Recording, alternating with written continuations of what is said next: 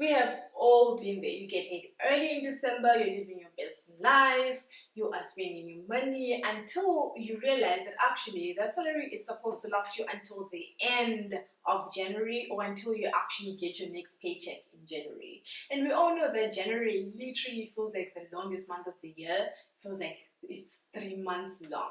So now in January you're having noodles and tomato sauce because you basically do not have any more money left, and that is definitely not a great place to be in. So if you are struggling financially this month, then this video is definitely for you. So in this video I'll be sharing with you 5 tips that will help carry you through this really tough month financially, and also hopefully help you actually look forward into the next festive season and start planning ahead for that as well. So you want to make sure that you watch until the end of the video so that you get all those tips, because they'll keep getting better and better as we go down the list.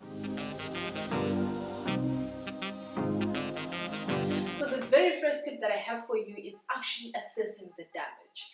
You want to start there so that you know exactly where you stand currently, how much you spent over the festive season, how much you have left over, so that you can make a way forward. That is a very important step. You want to start there. And the second tip is to actually prioritize and budget your money. So you want to sit down and say, okay, I have X amount of money. What is the most important thing that I need to pay for? So these will be things like your food, your rent, your Wi-Fi for those who are actually working from home, so that you can actually keep earning an income. And then once you've actually identified what your priorities are, allocate that money, the money that you have left, to whatever is most important first, and go down the list. Everything else will have to wait, right? As I say in the second tip, you may not actually be able to pay for everything on your budget, but you have to pay for the most important things. So that leads me to our third tip, which is actually communicating if you're not able to meet some of your obligations. So if you have any payments that are due, if you have any responsibilities towards anyone in terms of any dependents, you want to communicate with these people so that you make sure that they can also make arrangements if you're not going to be able to provide for them in that month.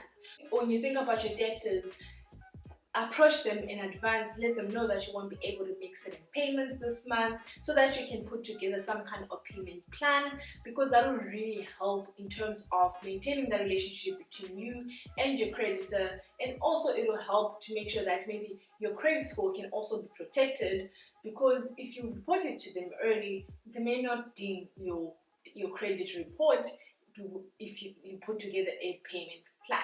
However, if you just go quiet, that may end up actually hurting your credit score really badly, right? And then when it comes to your dependents, you want to make sure that they're able to make arrangements if you're not able to meet any responsibilities that you have towards them. And that will also help you maintain a good relationship with them as well. And speaking of creditors, that actually leads well to my fourth tip, which is avoid credit. So what usually happens in January is that a lot of people start actually taking out payday loans to cover their expenses in January, with expectation of actually paying it back when they get paid their January salary. And as much as it may sound like it's a great plan, you know, you just borrow this money now, you're going to get paid in like 3 or 4 weeks, and then you'll pay it back. Remember, payday loans have very, very high interest rates. They can go as high as 25%. So you want to make sure that you're avoiding payday loans or any type of credit for that matter, because you will have to pay interest on that.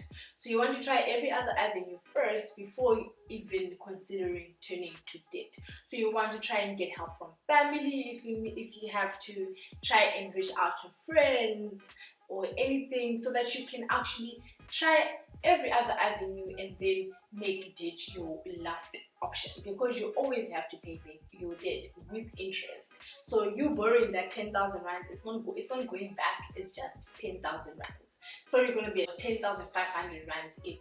So you want to make sure that you make it your very last option, especially when it comes to high interest debt like your payday loans, as I mentioned. And then my fifth tip, which is probably the most important and the most helpful, is that you need to actually start planning and thinking ahead for the next festive seasons, right? So we know that December, it does come with a lot of expenses in terms of you're traveling to see your families, you're buying groceries for people, you're also wanting to relax and go out with your friends or even go on vacation. So you want to start thinking about all these things now so that you start saving towards those festivities slowly during the year, so that when comes December, you're literally just tapping into your savings account and not even feeling it at all, and not spending your December salary on your December festivities. And you can actually save for your festivities in a few different ways.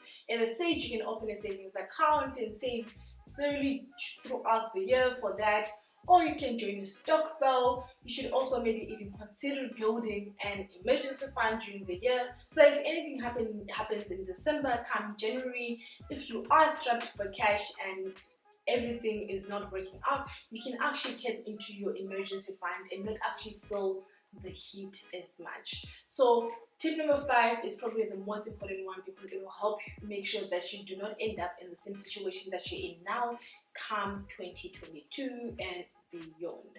So those are the tips. That is: 1, assess the damage; 2, make sure that you budget and prioritize; 3, communicate with anyone who is expecting any payments from you, anyone who you're responsible for; 4, make sure that you actually try and avoid debt; and 5, plan ahead as much as possible so that you do not find yourself in the same situation come the next festive season and the festive seasons after that. So those are my tips, and I really do hope that they help carry you through this really tough time in January. And if these tips actually helped you, be sure to hit the like button, hit the subscribe button, and leave a comment down below and let me know what you are doing to get through January. But until I see you on my next video, tribe, thank you so much for watching this video, and I will see you next week. Bye guys.